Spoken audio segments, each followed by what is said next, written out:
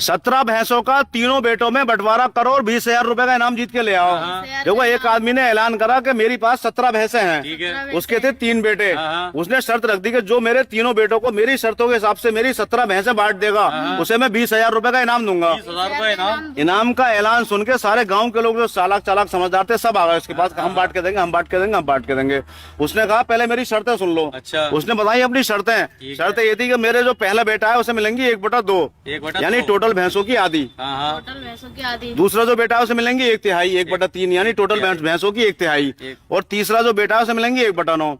अब लोग पहली शर्त सुन के घूम गए कि यार 17 का 1/2 कैसे हो जाएगा, 1/2 कैसे हो जाएगा भाई 17 की आधी कैसे हो जाएंगी? या तो 18 होती या 16 होती, तभी तो होती आधी। 8.5 नहीं भाई, तो 8.5 भैंस कैसे हो सकती है भैया? भैंस या तो 8 हो सकती है, 9 हो सकती है, 10 हो सकती है, 6 हो सकती है, लेकिन 8.5, 9.5, 7.5 तो नहीं हो सकती ना। तो पहली शर्त सुन गई, सारे लोग घूम गए, बाबा जाने लगे। अरे बोले हमारे बस की बात ना, ये तो इम्पॉसिबल काम है। अच्छा भाई।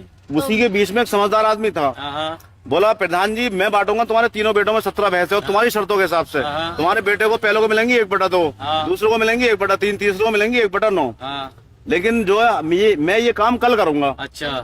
सब लोग बोले यार बड़ा माइंडेड आदमी है भाई, ये कैसे बांट देगा। अब वो अगले दिन को आया, लोग उसका इंतजार कर रहे थे। अगले दिन को जब वो आया तो उसके हाथ में एक भैंस थी। लोग और ज्यादा हैरान हुए कि यार ये 17 भैंसे बांटने आया, एक भैंस क्यों लेके आया अपने हाथ में? अब उसने सारी भैंसे, वो एक भैंस जब ले आया तो लोग बोले भाई तू अपनी भैंस क्यों लेके आया? कि मैं भैंस इनमें मिलाऊंगा। अच्छा। तो बांटूंगा।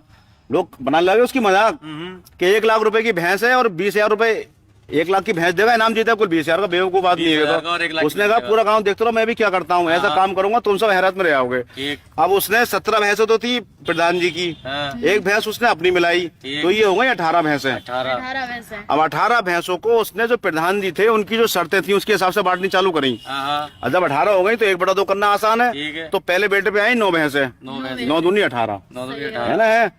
दूसरे बेटे पे आई 6 भैंसें, 1/3, 6 × 18। तीसरे बेटे पे आई 2 भैंसें।